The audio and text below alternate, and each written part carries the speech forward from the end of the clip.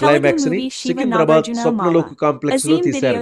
అక్కడ lift scene మాత్రం ప్రత్యేకంగా మద్రాసులోని వీనస్ స్టూడియోలో చిత్రీకరించారు.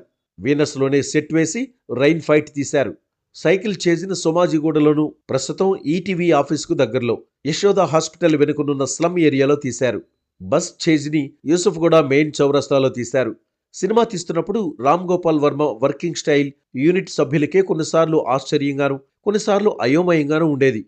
క్లోజప్ షాట్ల మీద, చిన్న చిన్న డీటెయిల్స్ మీద ఎక్కువ కాన్సంట్రేట్ చేసేవాడు. ఇండియాలో స్టడీకామ్ కెమెరాల వాడకం అప్పుడే మొదలైంది. తెలుగు చిత్రాల దాకా ఇంకా రాలేదు. శివ కోసం స్టడీకామ్ తెప్పించారు వర్మ. మొదట్లో రాజీవ్ మీనన్ ఆపరేటర్గా వచ్చేవాడు. తర్వాత దీన్ పాల్ అనే సన్నటి వ్యక్తి వచ్చాడు. కెమెరా తీసుకుని పరిగెత్తలేక పడిపోతూ ఉండేవాడు. చివర్లో రసూలు చేశాడు. 55 రోజుల్లోనే షూటింగ్ మొత్తం పూర్తయింది. సుమారు 75 లక్షల రూపాయలు ఖర్చయింది. మద్రాసులో రీ రికార్డింగ్కు సన్నాహాలు